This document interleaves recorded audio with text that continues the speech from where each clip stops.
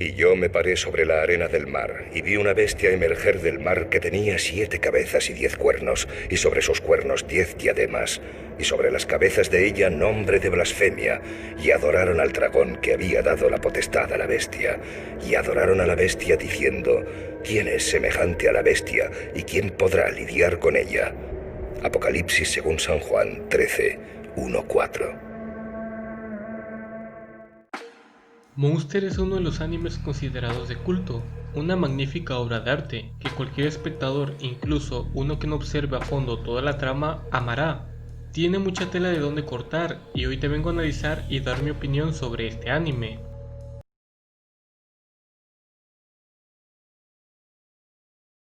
Antes de comenzar a analizar la historia, personajes y desarrollo, quiero hablar primero sobre el contexto del anime, que desde mi punto de vista, indiscutiblemente esto es algo que le da una gran esencia a Monster.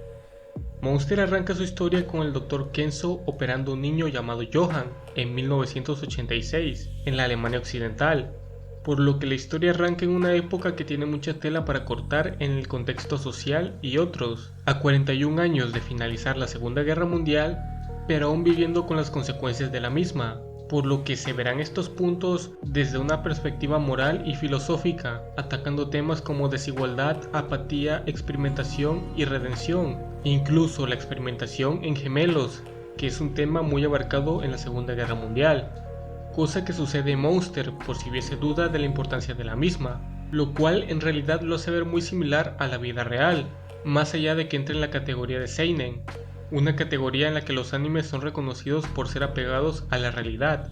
Además, lo primero que se ven son versículos del Apocalipsis. Muchos pueden pasar enteramente desapercibido esto, sin siquiera comprender por qué apareció esto, más allá de que el monstruo pueda ser la bestia. La realidad es que esto representaba el mismo contexto, las consecuencias de la guerra, ya que incluso en documentales y libros se puede encontrar a la Segunda Guerra Mundial denominada como el Apocalipsis, por lo que esto está muy ligado al contexto y en consecuencia a la historia, y es de suma importancia.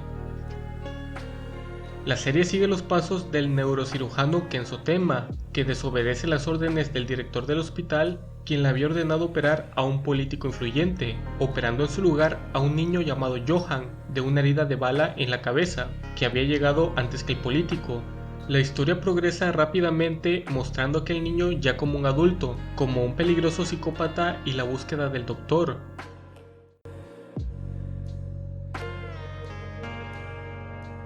La sinopsis nos muestra un argumento desde el principio interesante, poniéndonos en la mesa un argumento que cae en lo moral, abarcando en estos temas individualidad, poniéndonos en el primer capítulo a Tenma bajo una importante decisión: ser fiel a sus convicciones y valores, aunque esto le cueste su carrera, o seguir realizando actividades lamentables con la promesa de en algún momento llegar a ser alguien importante en la rama en la que se desempeña, la medicina.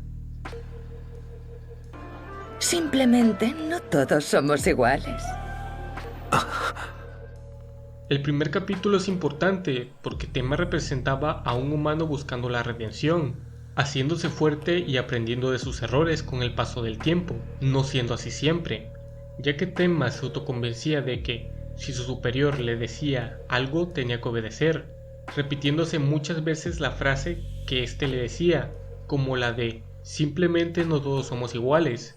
Sin embargo, hay un punto de inflexión para el cambio de Tenma, algo que le hizo ver las cosas más claras, reforzando así sus convicciones. Esto es, cuando le reclama a una señora no haber atendido a su esposo, pese a haber llegado antes. Aquí Tenma irá cambiando poco a poco, y aunque el camino que le espera es uno lleno de piedras, Tenma crece con cada dificultad que le ocurre. No ocurre de la noche a la mañana, sino que es progresivo. Duda, llora, lamenta, se culpa, quiere renunciar, pero nunca abandona la esperanza. Por otra parte, dentro de la gama de personajes que se nos presentan tenemos a Johan y Anna, hermanos mellizos quienes cargaban con un triste pasado, producto de la historia en la que se desenvuelven, siendo usados para experimentos con fines de mejorar al ser humano, algo que nuevamente se puede ver en la historia en periodos previos a la Segunda Guerra Mundial y en esta, siendo poco a poco olvidado después de la misma. Johan nos representa por otra parte el lado malvado del ser humano, surgiendo con este personaje una pregunta que será parte importante del anime: ¿el monstruo nace o se hace? Nuevamente, por el contexto de la obra más el toque bíblico de la bestia, yo diría que en esta obra se nos dice que el monstruo nace, aunque esto no es una verdad absoluta. Me gustaría leer tu opinión en la caja de comentarios. A raíz de que el Dr. Tenma descubre que Johan acabó con su jefe y los que le habían quitado su puesto debido a que él lo deseó y Johan lo escuchó, después también el acabar con uno de sus pacientes, Tenma irá buscando a Johan y este irá tejiendo las situaciones para que llegue al paisaje final. Dentro de este lapso, Tenma irá conociendo a otros personajes, de los cuales muchos acabarán de alguna manera encontrando su humanidad perdida, su individualidad y el sentido de su vida. Entre los más destacables podríamos mencionar a Nina, Launch, Grimmer, Dieter, Eva, el bebé, y la lista continuaría. Cada uno de estos personajes tiene su esencia, y está introducido en el momento justo y servirán para desarrollo principalmente de Tenma, en una menor parte a Nina y Launch. Por ejemplo, Tenma creía en la redención, y no estaba convencido de acabar con Johan. Pero cuando acaba con los Forner y el periodista, es cuando Tenma se convence de que Johan no buscará la redención, y por haberlo revivido, él tendrá que acabar con él. El desarrollo es simplemente perfecto. Entre los puntos fuertes podremos poner gama de personajes con motivaciones, debilidades y fortalezas muy bien trabajadas. La historia analiza desde muchas perspectivas lo correcto o lo incorrecto de las acciones. Es fiel a los sucesos históricos de estos momentos, extrapolándolos al anime. Te entretiene cada mini historia de personajes que presentan. Y como punto débil, solo podría mencionarse que en ocasiones el agregar varias historias en medio hace que el hilo principal vaya más lento, aunque esto es para dar mayor perspectiva. Los sentimientos humanos no pueden desaparecer. Aquí el punto más importante es el de la filosofía y el mensaje, el cual será entendido de mayor o menor medida según el espectador. Si conoces de la Segunda Guerra Mundial, los periodos siguientes hasta la caída del muro de Berlín y algunos aspectos de la filosofía, lograrás comprender mejor. Sin embargo, no excluye a nadie. El simple hecho de plantearte que es correcto, de conectar con los sentimientos, con la situación, ya hace que te adentres en este anime. Iniciando, ¿qué se puede decir? El anime te llena de situaciones morales de esa época. Se presenta un conflicto de valores, por ejemplo, el qué hacer con Johan.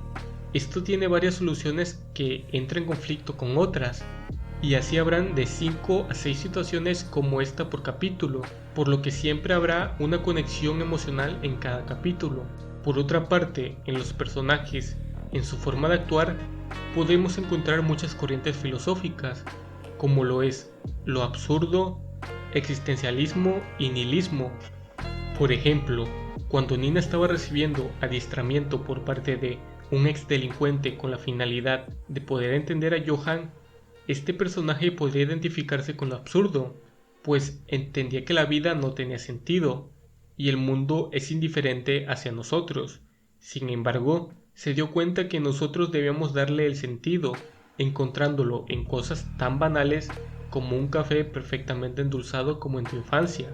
Por otra parte, uno de los personajes estelares y más queridos por el fandom es Grimmer, quien formó parte de los experimentos del Kinder High 511, que lograron quitarle su humanidad.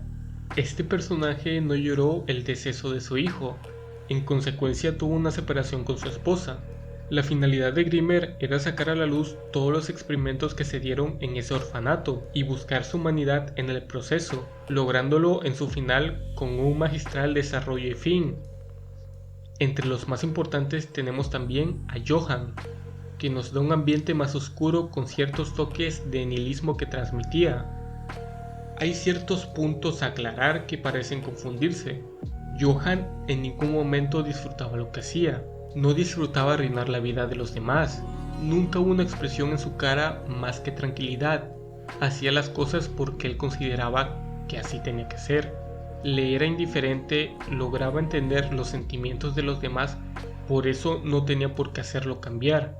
Simplemente seguía su meta que había tenido desde chico, el paisaje final. Hacía cosas porque tenía la capacidad, la inteligencia, el carisma para lograrlo.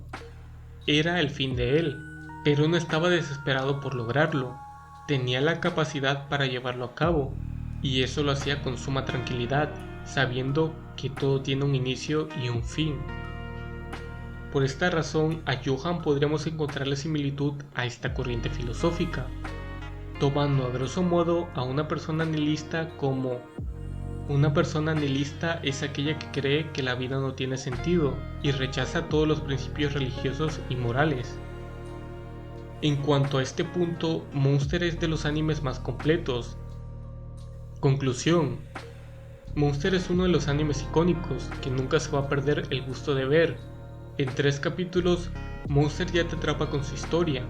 Tiene mucho misterio, juegos mentales, no te cuenta los sucesos con el personaje directamente implicado, sino que lo hace indirectamente para ir dirigiendo de una mejor manera los sucesos.